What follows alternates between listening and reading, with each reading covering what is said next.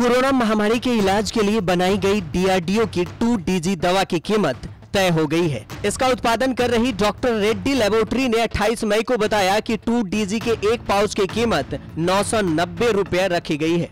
केंद्र और राज्य सरकारों के साथ ही सरकारी अस्पतालों को इसके खरीद पर छूट दी जाएगी। 2DG दवा को defence research and development organisation यानी DRDO की lab institute of nuclear medicine ने डॉक्टर रेड्डी लेबोरेटरी की मदद से तैयार किया है। शुरुआती ट्रायल में पता चला था कि इससे मरीज के ऑक्सीजन लेवल में भी सुधार होता है।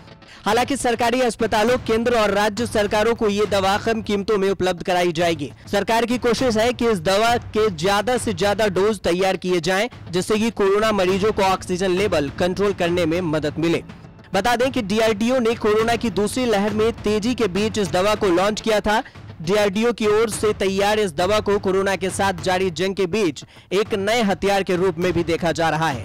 इस दवा की पहली खेप कुछ दिन पहले ही जारी कर दी गई थी।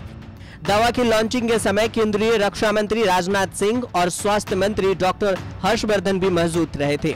पहली खेप में 2DG के 10,000 डोज का एक बैच लॉन्च किया गया था। DRDO की ओर से विकसित की गई इस दवा को भारत के औषधि महानियंत्रक यानी DCGI ने 8 मई को कोरोना मरीजों के लिए इमरजेंसी इस्तेमाल के लिए मंजूरी दी थी। DRDO की lab institute of nuclear medicine and allied sciences ने हैदराबाद स्थित डॉक्टर रेड्डी लैब के साथ मिलकर 2-डीऑक्सी डी ग्लूकोज दवा को तैयार किया है। डॉक्टर रेड्डी के लैब ने 27 मई को ही 2DG दवा की दूसरी खेप भी जारी की। दवा का बड़े पैमाने पर उत्पादन जून के पहले सप्ताह से होगा। यह दवा डॉक्टरों के नुस्खे पर उपलब्ध होगी।